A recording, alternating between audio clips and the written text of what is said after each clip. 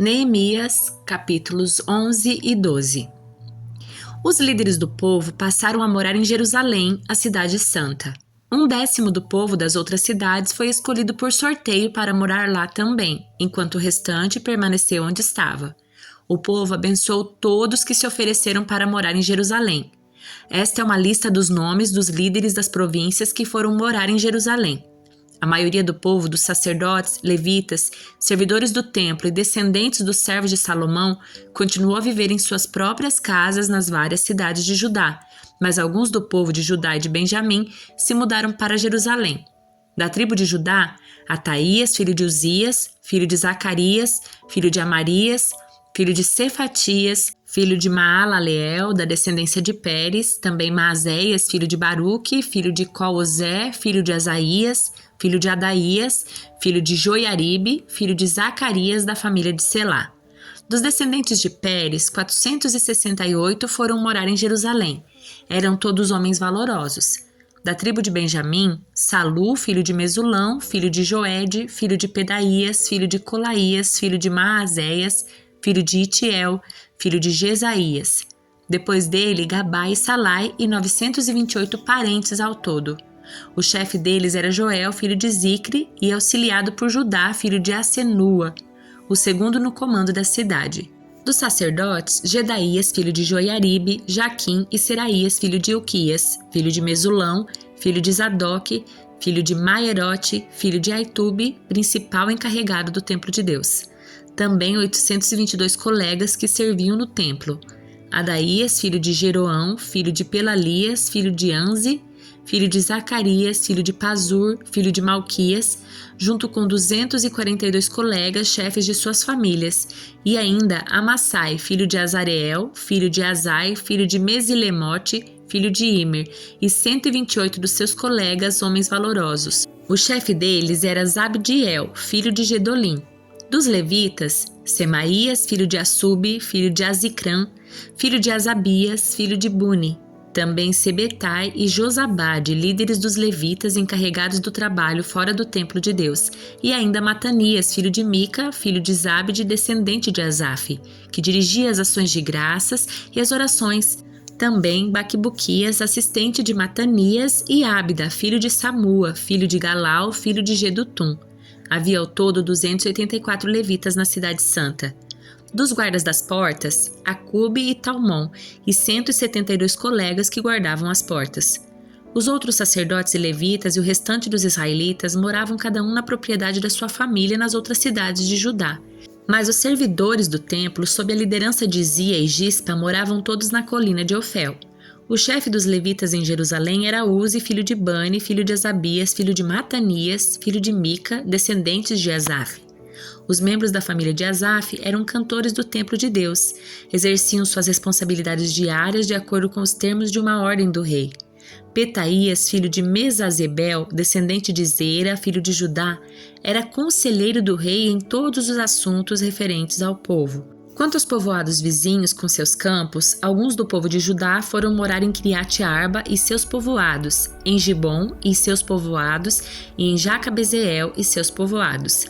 Também foram morar em Jesua, em Moladá, em Bet-Palete, em Azar-Sual, em Berseba e seus povoados, em Ziclag e em Meconá e seus povoados, e ainda em Enrimon, em Zorá, em Jarmute, em Zanoá e em Adulão e seus povoados, em Laques com seus campos e em Azeca e seus povoados.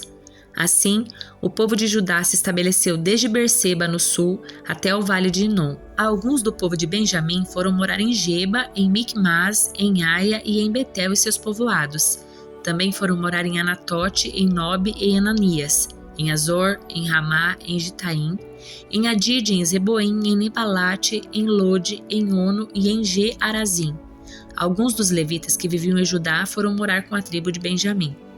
Os sacerdotes e levitas que regressaram com Zorobabel, filho de Sealtiel, e com Jesua, o sumo sacerdote, foram Seraías, Jeremias, Esdras, Amarias, Maluque, Atos, Secanias, Arim, Meremote, Ido, Gineton, Abias, Miniamim, Moadias, Bilga, Semaías, Joiaribe, Gedaías, Salu, Amoque, Ilquias e Gedaías.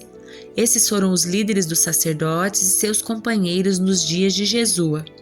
Os levitas que regressaram com eles foram Jesua, Binui, Cadmiel, Serebias, Judá e também Matanias, que com seus companheiros eram encarregados dos cânticos de ação de graças. Seus companheiros Baquibuquias e Uni ficavam em frente deles durante o culto.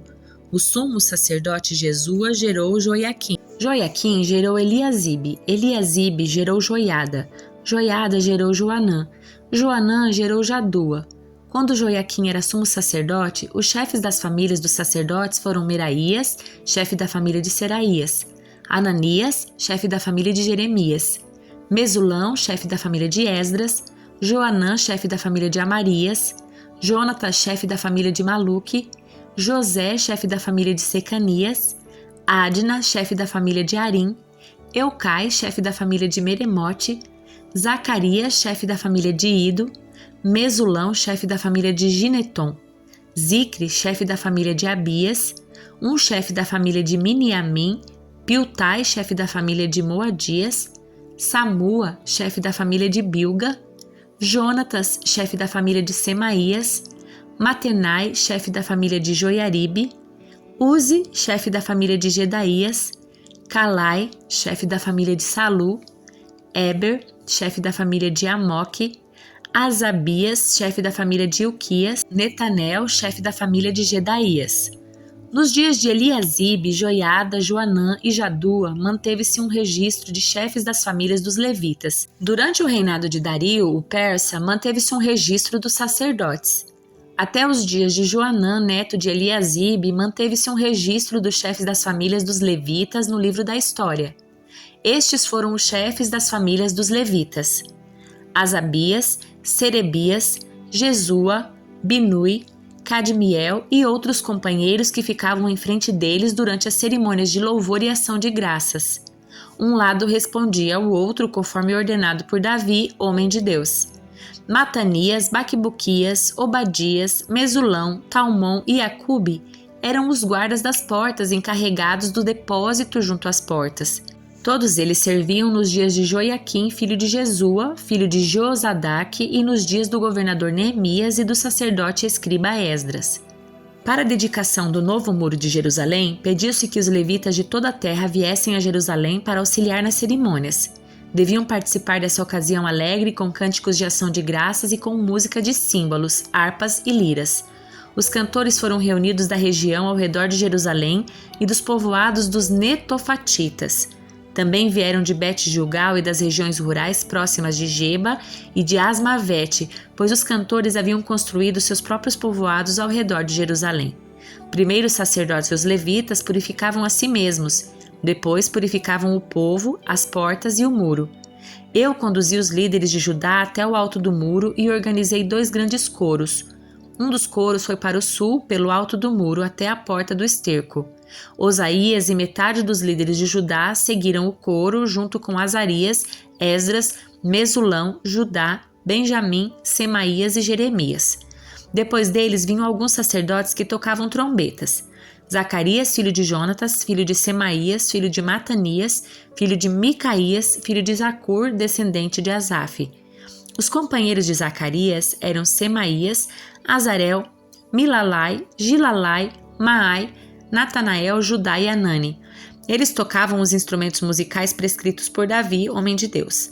O escriba Esdras ia à frente deles. Quando chegaram à porta da fonte, foram em frente e subiram pelos degraus que levavam até a cidade de Davi. Passaram pela casa de Davi e de lá foram até a porta das águas a leste. O segundo coro foi para o norte, no sentido oposto, para encontrar-se com o primeiro coro. Fui com eles e com a outra metade do povo pelo alto do muro, passando pela Torre dos Fornos até o Muro Largo. Depois, desde a porta de Efraim até a porta antiga, passando pela porta do Peixe e pela Torre de Ananel e prosseguindo até a Torre dos 100. Dali continuamos para a porta das Ovelhas e paramos junto à porta da guarda. Os 2 corais seguiram então para o templo de Deus, onde tomaram seus lugares. Eu fiz o mesmo junto com os líderes que estavam comigo. Acompanhamos os sacerdotes que tocavam trombetas, Eliaquim, Maazéias, Miniamim, Micaías, Elioenai, Zacarias e Ananias, e os cantores Maacéias, Semaías, Eleazar, Uzi, Joanã, Malquias, Elão e Ézer. Eles tocavam e cantavam bem alto sob a direção de Jezraías. Naquele dia alegre foram oferecidos muitos sacrifícios, pois Deus tinha dado ao povo motivo para se alegrar. As mulheres e as crianças também participaram da celebração e podia-se ouvir de longe a alegria do povo de Jerusalém. Naquele dia, foram nomeados os homens encarregados dos depósitos para as ofertas e os primeiros frutos da colheita e para os dízimos. Eram responsáveis por recolher dos campos fora das cidades as porções exigidas pela lei para os sacerdotes e os levitas, pois todo o povo estava alegre com os sacerdotes e os levitas e com seu trabalho. Tanto eles como os cantores e os guardas das portas realizavam o serviço de Deus e o serviço de purificação, conforme Davi e seu filho Salomão haviam ordenado. O costume de ter regentes de coro para dirigir os hinos de louvor e de ação de graças a Deus havia começado muito tempo antes, nos dias de Davi e Asaf. Por isso, agora, nos dias de Zorobabel e de Neemias, todo Israel trazia uma provisão diária de alimentos para os cantores, os guardas das portas e os levitas. Os levitas, por sua vez, entregavam uma porção daquilo que recebiam aos sacerdotes, os descendentes de Arão. Salmo de número 108. Meu coração está firme em ti, ó Deus. Por isso te cantarei louvores com todo o meu ser. Despertem lira e harpa, quero acordar o amanhecer com minha canção. Eu te darei graças, Senhor, no meio dos povos. Cantarei louvores a ti entre as nações, pois o teu amor é mais alto que os céus. A tua fidelidade chega até as nuvens. Seja exaltado, ó Deus, acima dos mais altos céus. Que a tua glória brilhe sobre toda a terra. Agora livra teu povo amado. Responde-nos e salva-nos por teu poder. Deus em seu santuário prometeu. Com alegria dividirei Siquém e medirei o vale de Sucote. Gileade é minha e também Manassés. Efraim é meu capacete e Judá meu cetro. Moabe é minha bacia de lavar. Limparei os pés sobre Edom e darei um grito de triunfo sobre Filistia. Quem me levará à cidade fortificada? Quem me guiará até Edom? Acaso nos rejeitaste, ó Deus? Não marcharás mais como os nossos exércitos? Ajuda-nos contra nossos inimigos, pois todo socorro humano é inútil. Com o auxílio de Deus realizaremos grandes feitos, pois Ele pisará os nossos inimigos. Hebreus capítulo 10. A lei constitui apenas uma sombra, um vislumbre das coisas boas por vir, mas não as coisas boas em si mesmas. Os sacrifícios são repetidos todos os anos, mas nunca puderam purificar inteiramente aqueles que vêm adorar. Se tivessem esse poder, já não precisariam existir, pois os adoradores teriam sido purificados de uma vez por todas e a consciência dos seus pecados teria desaparecido. Em vez disso, esses sacrifícios os lembravam dos seus pecados todos os anos, pois é impossível que o sangue de touros e bodes remova pecados. Por isso, quando Cristo veio ao mundo, disse: Não quiseste sacrifícios nem ofertas, contudo me destes um corpo para oferecer. Não te agradaste de holocaustos, nem de outras ofertas pelo pecado.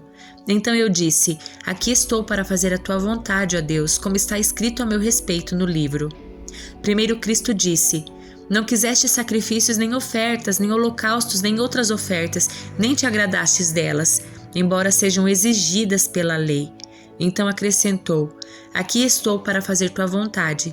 Ele cancela a primeira aliança a fim de estabelecer a segunda, pois a vontade de Deus era que fôssemos santificados pela oferta do corpo de Jesus Cristo de uma vez por todas. O sacerdote se apresenta todos os dias para realizar os serviços sagrados e oferece repetidamente os mesmos sacrifícios que nunca podem remover os pecados. Nosso sumo sacerdote, porém, ofereceu a si mesmo com um único sacrifício pelos pecados, válidos para sempre. Então sentou-se no lugar de honra à direita de Deus e ali aguarda até que todos os seus inimigos sejam humilhados e postos debaixo dos seus pés. Porque mediante essa única oferta ele tornou perfeitos para sempre os que estão sendo santificados.